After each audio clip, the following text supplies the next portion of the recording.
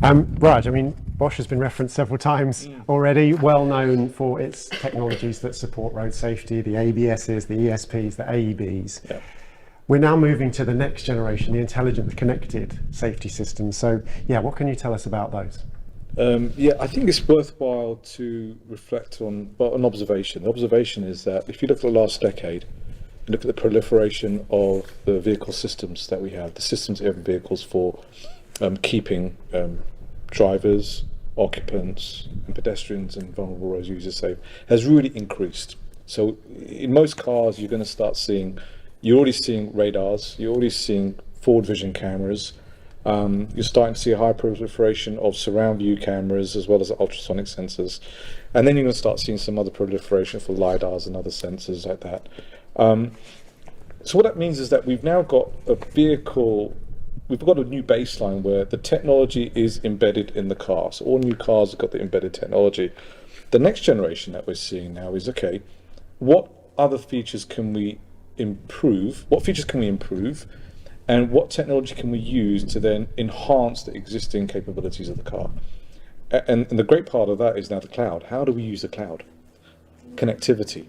So how do we use connected-based solutions to enhance existing cars? And let me give you an example. Today we can get swarm data of vehicles that are driving around the streets. We can collect, with permission of the OEMs naturally, and with consumer data fully protected, but we can collect data and start collecting real-time information, what's happening in a particular street or a road at any time of the day, be it weather condition based, be it road hazard based, be it whatever it may be. But we can collect this information.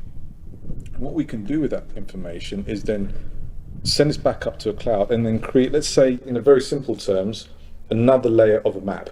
If you can imagine, we've got static maps at the moment, like your Waze or whatever map service that you're using. You've got a static map, which will give you the direction, maybe some usage data about where traffic congestion is. But if I'm also collecting information about friction levels on the ground, if I'm collecting information about an accident that might have happened as emergency services are around there, I can start adding some extra layers. And if I can then add those layers onto the map, I can then feed that back to drivers in real time. And when you start feeding back information to drivers in real time, you then are able then to close the gap that we see. We talked about road deaths reducing over many, many years, but also plateauing over the last decade or so. So what's going to be the incremental, then it's going to bring that further down. So I see connectivity, connected-based solutions, connected map services as an incremental part for this. One specific example, just to put it into context. Wrong-way driver warning. I think we had a case recently in the UK where someone entering into a motorway or a road the wrong way resulted in some deaths. In the last year, in 2021, with the system that we've now established, we were able to detect in Europe, across Europe, 1.6 billion driver directions to confirm which direction a car was going, on a motorway and a highway. From that 1.6 billion, we detected 300 wrong-way drivers, and we were able then to inform a further 3,000 drivers that could be affected by that wrong-way driver. And then from all those detections, there was 0 accidents. Not even 0 deaths, 0 accidents.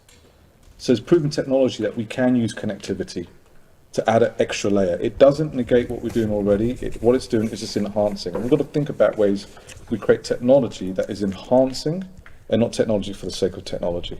And that's one example, and there's many more that I think you can do through connectivity.